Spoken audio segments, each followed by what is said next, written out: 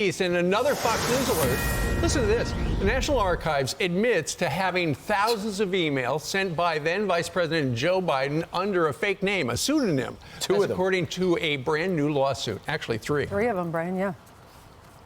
Meanwhile, sorry to correct you, but it's three, Brian. It's Okay, three different names. I missed the third. All right. Meanwhile, the emails between the Justice Department and the prosecutor in the Hunter Biden case revealed the two parties coordinated a response to an inquiry from House Republicans.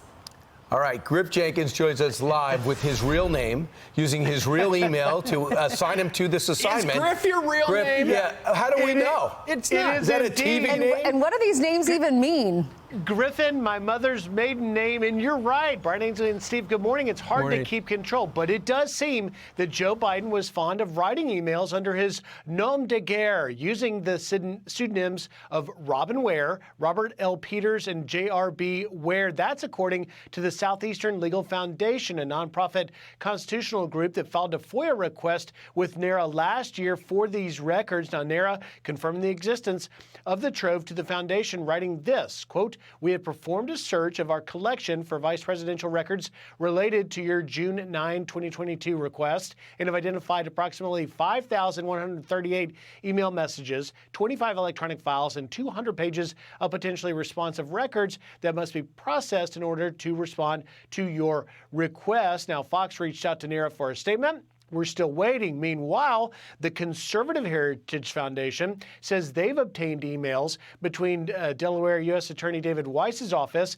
and the DOJ's Office of Legislative Affairs and Office of Legal Counsel over congressional requests for information regarding his investigation into Hunter Biden, suggesting that Weiss may not have ultimately been in charge. In those emails between Weiss and DOJ officials, it says this: "Hi, Shannon. For your situational awareness, we received a letter addressed to several department officials, including USA Weiss. OLA, that's Office of Legislative Affairs, DOJ, will take the lead on drafting a response for the department. If when I see a draft, I will share with you. If you have any questions, please let me know. Thank you." This comes as Hunter Biden is reportedly selling art to pay rent on a house in Malibu, which our own Peter Doocy pressed Karine Jean-Pierre at the White House yesterday. Hunter Biden is reportedly selling art to pay for his $15,800 a month rent in Malibu. How can you guarantee that people are not going to be buying this art to gain favor with the president? That is a question for Hunter Biden and his representatives. If somebody is selling the appearance of access to the White House, that is a question for the White House. No, that is your I don't know how you're perceiving that. Peter also pressed Karine Jean-Pierre on who is fronting the bill for Hunter's Secret Service detail in Malibu. She referred Peter to the Secret Service. Brian Ainsley and Steve. Hey, Griff, when are we going to find out what's in the 5,400 emails? Well, we don't know what is in the content of any of those files, and we've reached out to NARA to get our own records. Right now, it's with that Southeastern Legal Foundation. They have yet to publicly put those records out there, so we don't know right now, and we've inquired. We know if it's between Hunter and his dad, it's got to be about the weather, because that's all they talk about. I just can't wait to see what else is there. In 5,400 emails. That's right. Thank you very much, Griff. According to the people who have seen him so far, the interaction where Joe Biden with these various pseudonyms. All right. In there. All right. Thank you, Griff. Yep, and leave his mic up all morning, please. So far, what the people who have seen the email between Joe Biden using the pseudonym and others, it's just his schedule. So, now, here's the important thing to remember about this.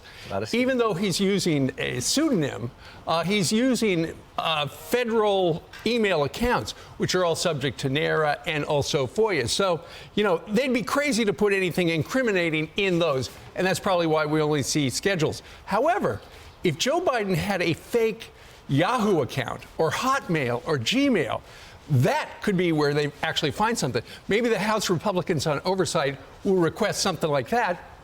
But what we found about these 5,400 emails so far, not from the House Republicans. It's from that law group that Griff told us essentially FOIA'd them a year ago. Yeah, that was the Southern Legal Foundation. They say that the National Archives is dragging its feet because they requested these emails and these records, the 5,400 emails, in June of 2022 through the FOIA request. And they say not a single email has been produced to them. The National Archives have acknowledged their existence. They actually, Stephanie Oraya-Buer, the director of National Archives Operation Division, sent the Southern Legal Foundation this response. We have performed a search of our collection for vice presidential records related to your June 9th, 2022 request and have identified approximately 5,138 email messages, 25 electronic files, and 200 pages of potentially responsive records that must be processed in order to respond to your request.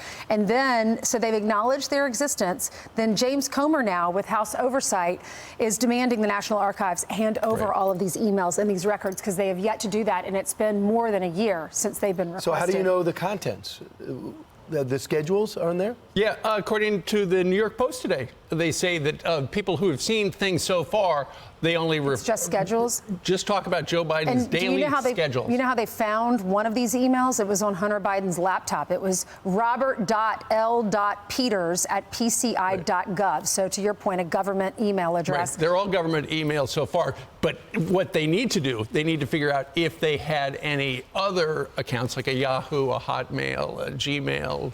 But then when you hear Griff's report about Weiss talking to the DOJ and they're going back and forth, and then they decided no comment, no comment, right? But there's no coordination between David Weiss and the Department of Justice. He's totally on his own, except for when I need advice about media inquiries. And they're sending each other articles anytime anyone in Congress, Republicans in Congress, were asking for information to Weiss. Then Weiss would send the DOJ a message. Sometimes he would include links, or his office would include links to articles that were written about this, and then they would eventually respond with, there are no comments. So all this is being slow walked. It looks like, it appears to us that what they're trying to do is try to hold off as long as they can and not give any information out. Right. They don't have to. Just the fact that it took almost 5 years, they're investigating Hunter Biden, and they presented a deal that the judge just basically tore up in front of them, that imploded, that looks like they're heading to trial. Well, that's going to be, Brian, that's going to be part of Trump's lawyer's defense of the former president. We'll get to that in a minute. But in the meantime, yesterday, a judge said down in D.C. that the big trial for Donald Trump is going to start on March 4th. That's a win for the prosecution. They wanted it actually a little earlier, but it's a loss for the defense because they wanted it 2 years later. That's it. That is the day before Super Tuesday. And Brian, I know you're going to walk us through this calendar because there it is. It's unbelievable. Donald Trump's going to be tied up in legal issues all Check next year. this out. I'm Steve Ducey. I'm Brian Kilmeade. And I'm Ainsley Earhart. And click here to subscribe to the Fox News YouTube page to catch our hottest interviews and most compelling analysis.